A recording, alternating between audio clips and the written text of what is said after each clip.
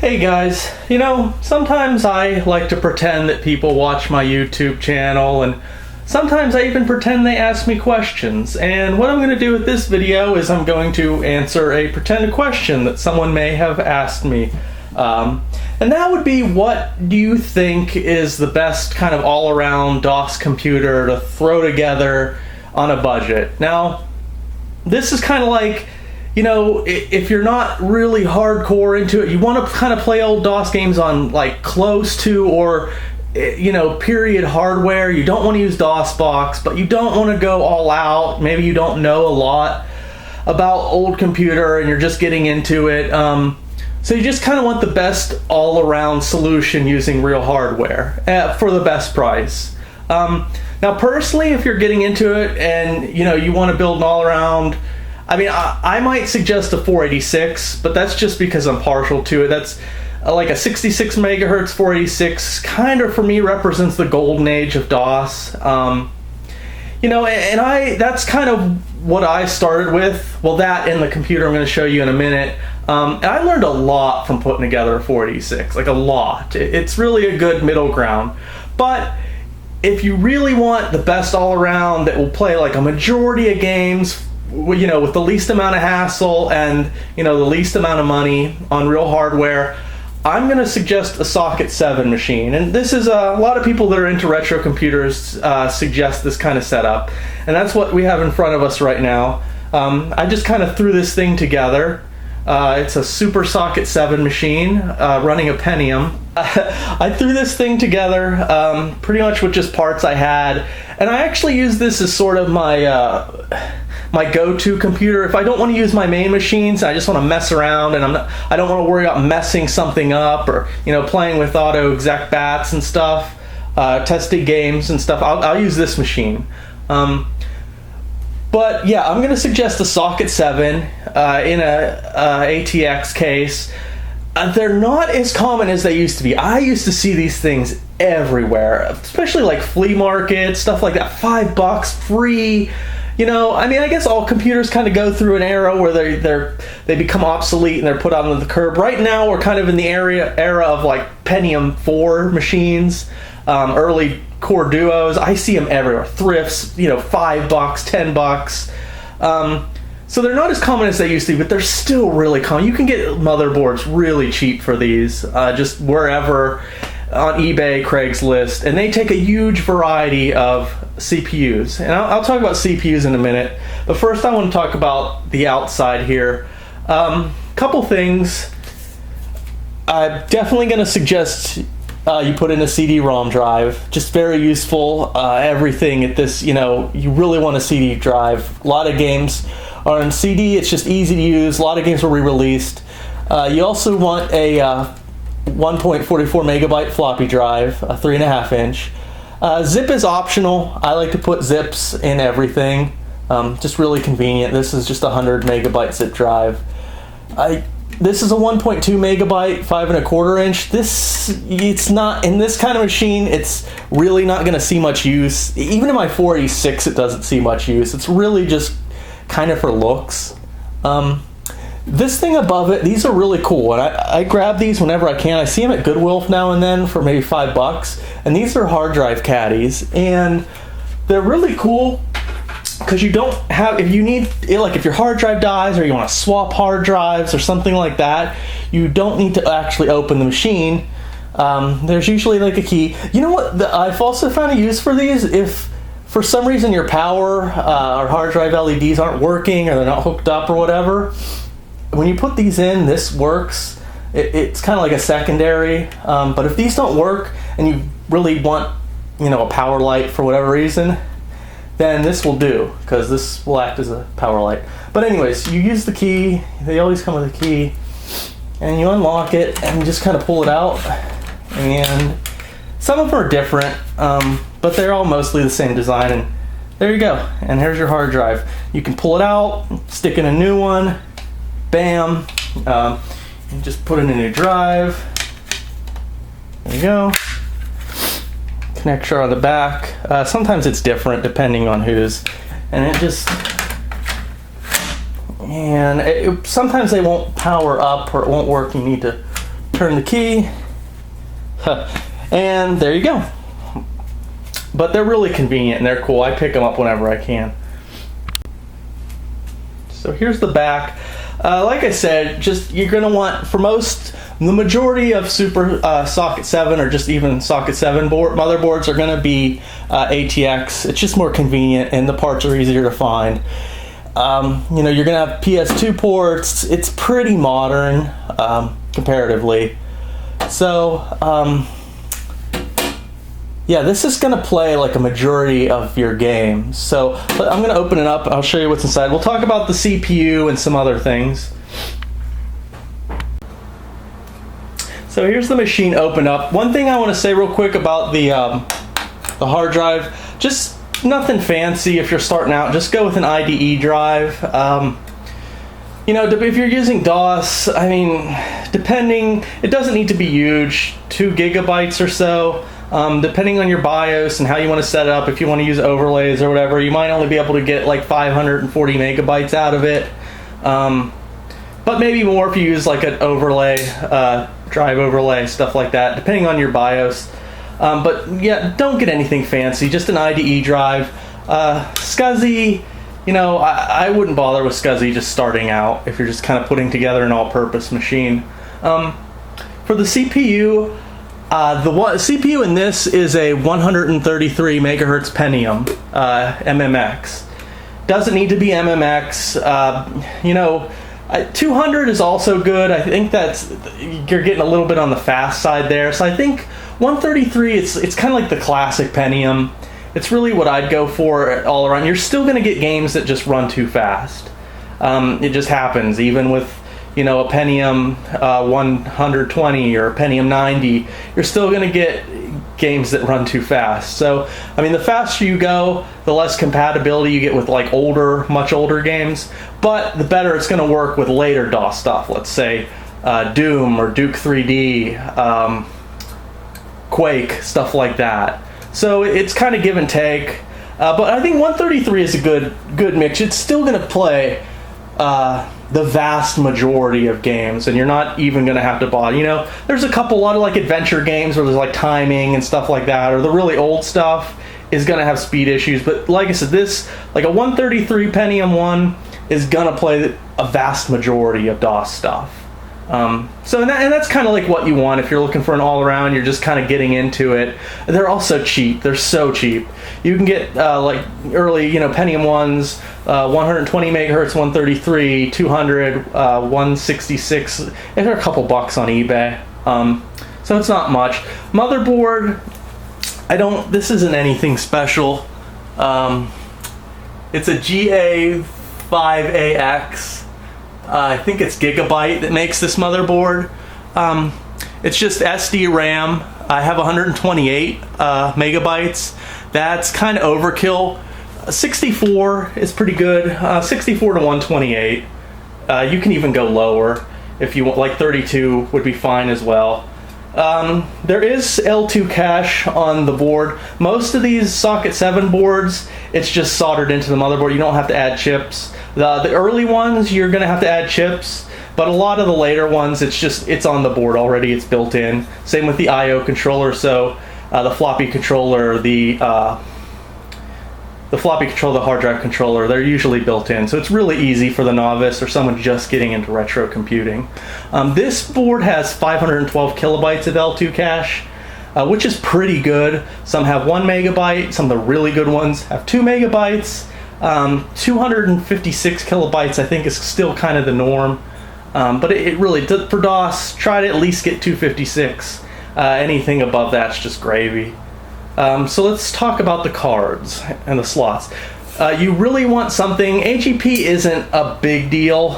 I'm not even using an AGP card, but the main thing you want to look for is you want to at least have 1 ISA slot. This board has 1 AGP slot, I think 5 PCI and 2 ISA. But you really want at least 1 16-bit ISA slot for a sound card. DOS kind of has some problems with PCI sound cards, so for the least amount of hassle, and the biggest range of DOS compatible cards, you want an ISA card for sound.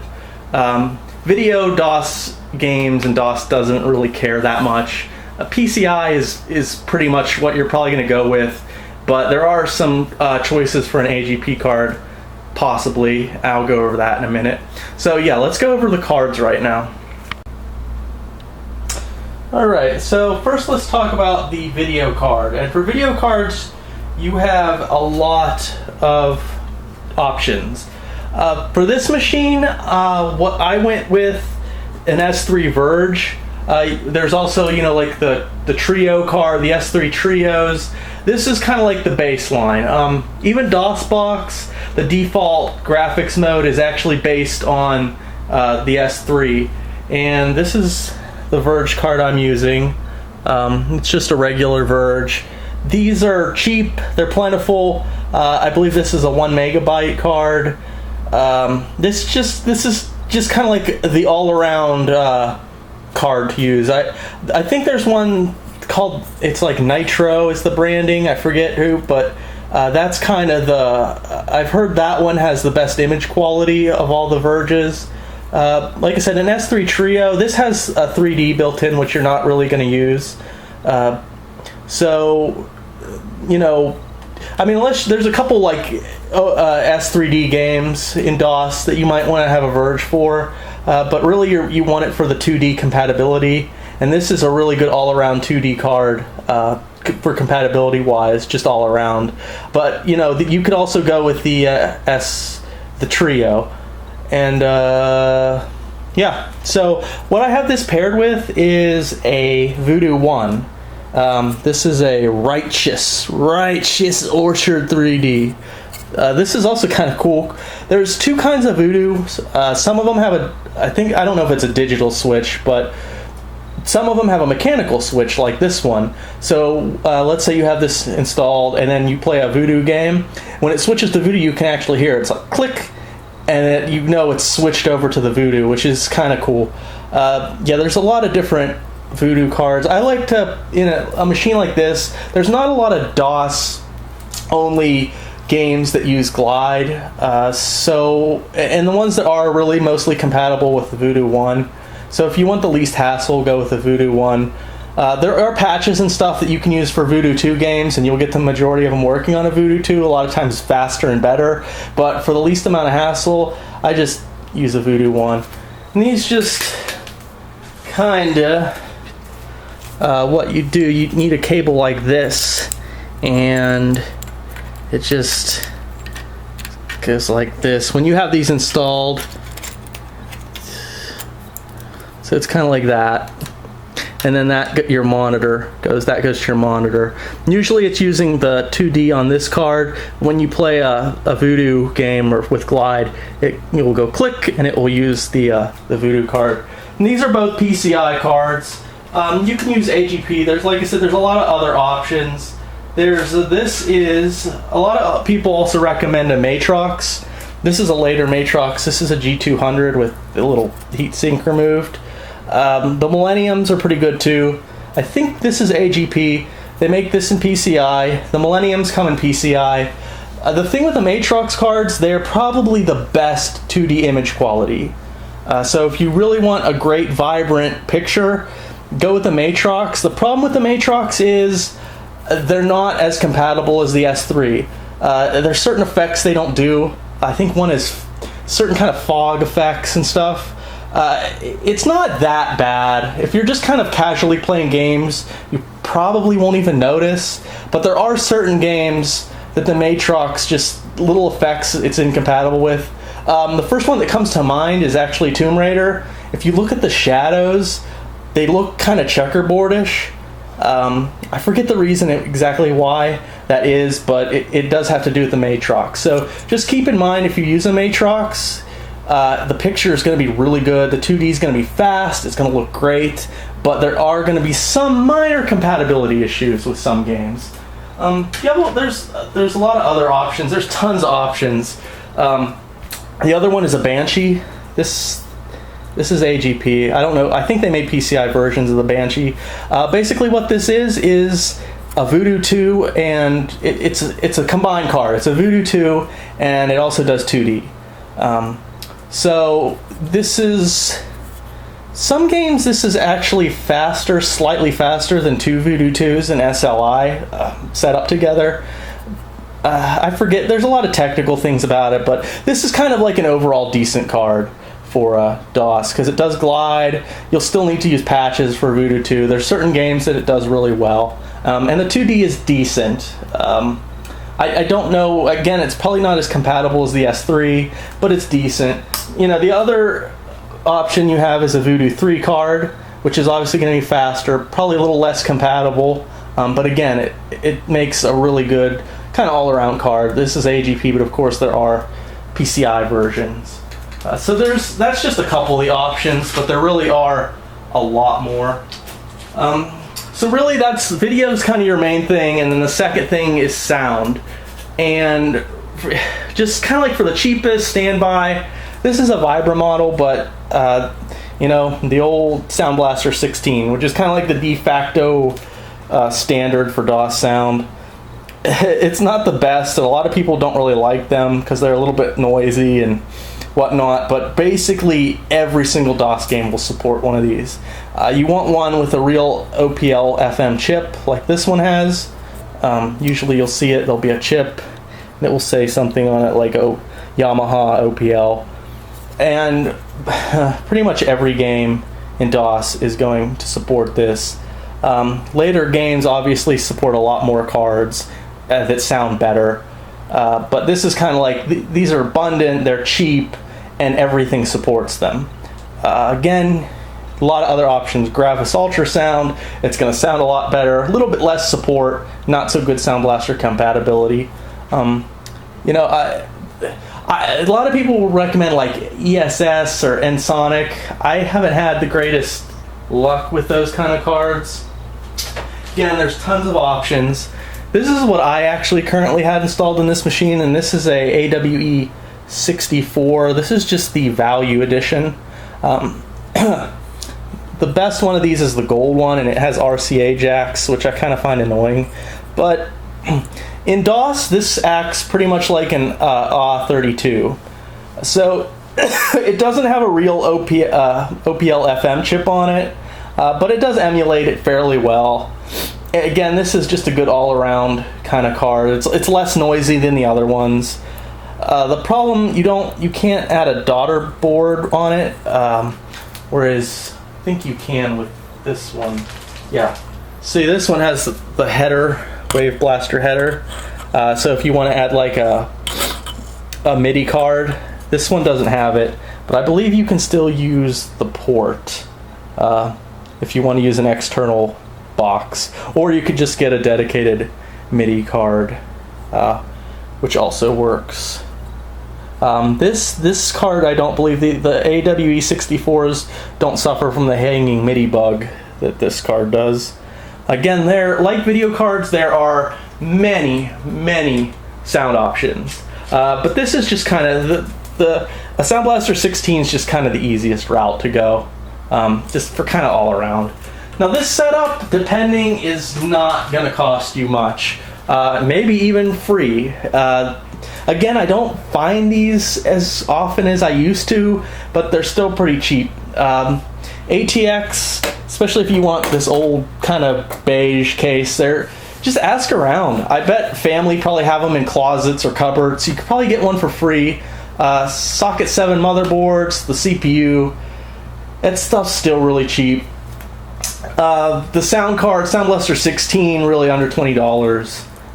It probably might even come, because they were so ubiquitous with DOS machines. It might even come with one.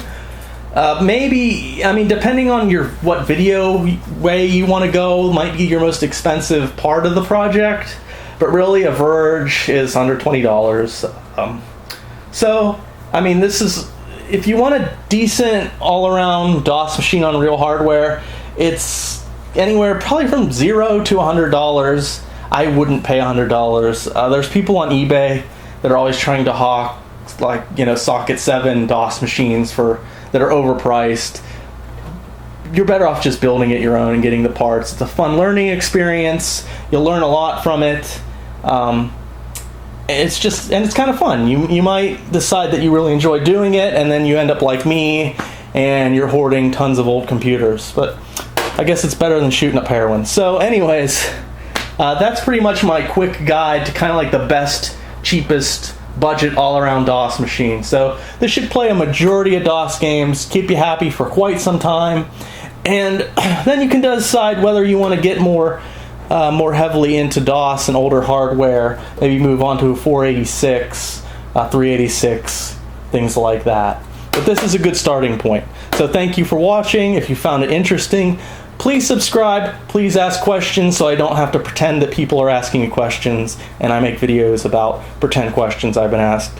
But I hope you enjoyed the video, and thank you for watching.